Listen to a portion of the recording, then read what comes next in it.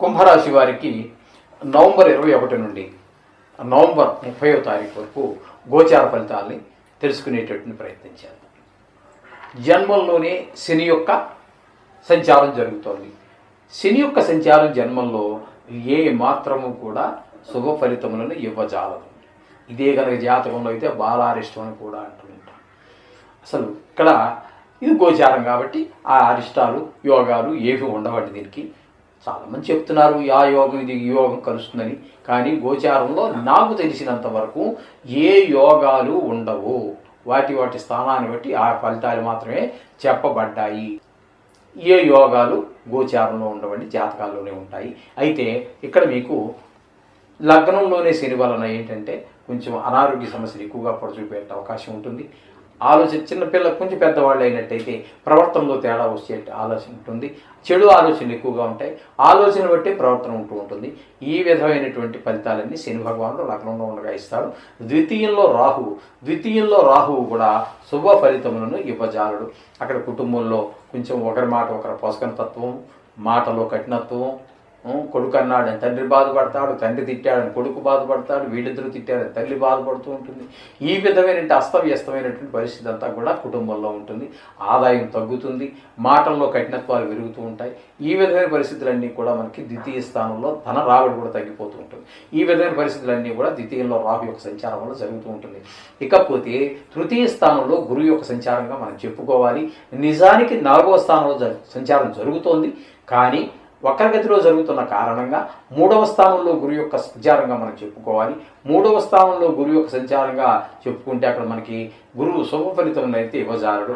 అలాగే మనకి సోదరుల మధ్యన కొంచెం కొంత స్నేహం లేకపోవటము, అలాగే మనం ఉద్యోగం చేసేటటువంటి ప్రదేశంలో కావచ్చు, వ్యాపారం చేసే ప్రదేశంలో కావచ్చు, ఎవరితోటి కూడా మనకి అంత సత్సంబంధాలు ఈ గురువు తృతీయ సంచారం చేసేటప్పుడు కానరావు. ఈ విధంగా కొంచెం ఆదాయం తగ్గే అవకాశం ఉంటుంది. మనం ఒకరి మధ్యన ఒకరి అన్యోన్యత లేనప్పుడు జరిగే ఫలితాలు అన్నీ మీకు తెలుసు, చెప్పక్కర్లేదు ప్రత్యేకించి. అందరితో మనం సవ్యంగా ఉంటేనే బాగుంటూ ఉంటుంది. కానీ ఇక్కడ అవకాశాలు అయితే కనిపించట్లేదు, మృగ్యం. ఇకపోతే 6వ స్థానంలో కుజుని యొక్క సంచారం జరుగుతోందండి. కుజుని యొక్క సంచారం 6వ స్థానంలో శుభ ఫలితాలు ఇస్తుంది. అక్కడ మీకు ఏంటంటే 6వ స్థానంలో ఉన్నప్పుడు కొంచెం ఆరోగ్యం బాగుంటుంది. అలాగే రుణాలు, మీరు ఏదైనా ఇల్లు కట్టుకోవడానికో, స్థలం కొనడానికో, పిల్లవాడిని అమెరికా పంపించడానికో, లేకపోతే వైద్య ఖర్చు నిమిత్తమో బ్యాంకు ద్వారా కావచ్చు, లేదా ప్రైవేటు ఆర్థిక సహాయ సంస్థలు ఉంటాయి కదండి, వాటి ద్వారా కావచ్చు, ప్రైవేట్ వ్యక్తుల దగ్గర కావచ్చు, మీరు దేనికోసమైనా అప్పు కోసం ప్రయత్నం చేస్తుంటే మీరు చేసేటువంటి ప్రయత్నం సఫలీకృతం అయ్యి సమయానికి మీకు చేతికి డబ్బులు అందేటట్టు అవకాశం ఉంటుంది. అలాగే ఇప్పటి వరకు మీకు శత్రువులుగా ఉన్నటువంటి వారు కూడా కాస్త ఆ శత్రుత్వం వీడనాడి మీతో మిత్రత్వంగా ఉండడానికి వాళ్ళు ప్రయత్నం చేస్తూ ఉంటారు. అలాగే మీకు మంచి పేరు వస్తుంది. ఏ విధమైన కొంచెం మొత్తం మీద ఆహ్లాదకరంగానే ఈ కుజుని యొక్క 6వ స్థానంలో సంచారం మీకు ఆహ్లాదాన్ని కలిగిస్తుంది. అందులో ఏ విధమైనటువంటి భేదాభిప్రాయం లేదండి. ఇకపోతే 8వ స్థానంలో కేతు యొక్క సంచారం శుభ ఫలితాలు అయితే ఇవ్వజాలదు. ఇక్కడ మీకు ఏంటంటే కొంచెం దూర బంధువులు, ఆత్మీయులు ఎవరో ఒకళ్ళు గాయాలు అవటం, లేకపోతే మరి ఇది దెబ్బ తగ్గటము, ఏదో మొత్తం మీద ఒక దుర్వార్త వినటం జరుగుతూ ఉంటుంది. అలాగే కొంచెం వాహన సౌఖ్యం లేకపోవటము, అలాగే ధన నష్టం కూడా జరిగే అవకాశం ఉంటూ ఉంటుంది. అలాగే కొంచెం ఎవరితో ఏం మాట్లాడినా కలహాలు చేరిన అవకాశం ఉంటుంది. కొన్ని సందర్భాలలో అపజయం కలగటము, పరాభవం పొందటము ఇలాంటివి కూడా జరిగే అవకాశం 8వ స్థానంలో కేతు యొక్క సంచారం జరుగుతోంది.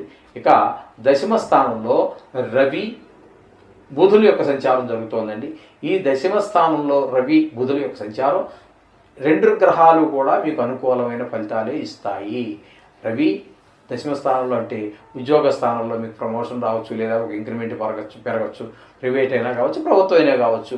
అలాగే వ్యాపారంలో అయితే ప్రైవేట్ వ్యాపారమే, సొంత వ్యాపారమే అనుకోండి, లాభాలు పెరిగే అవకాశం ఉండొచ్చు.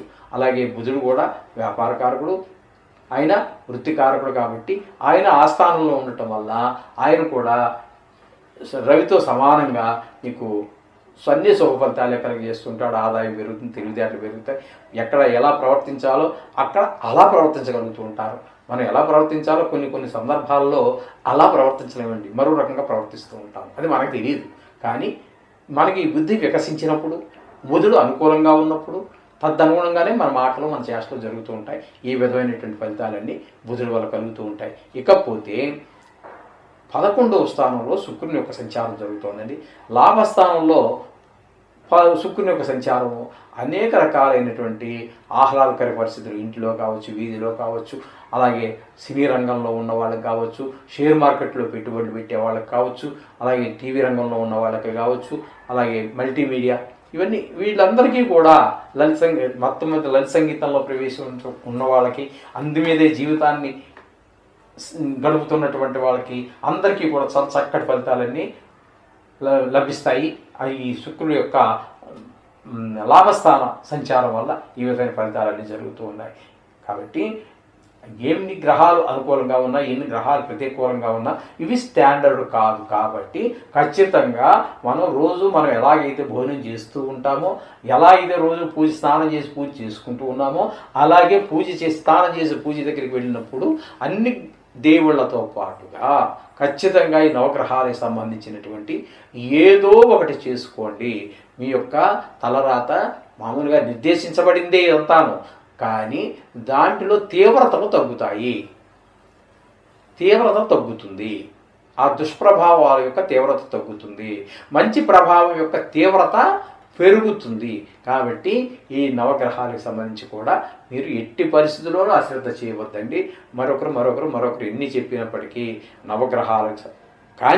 నవగ్రహాలకు సంబంధించినటువంటి ఏదైనా సరే మీరు తప్పకుండా చేసుకోండి. ఇది నా సూచన. శుభం భూయాత్.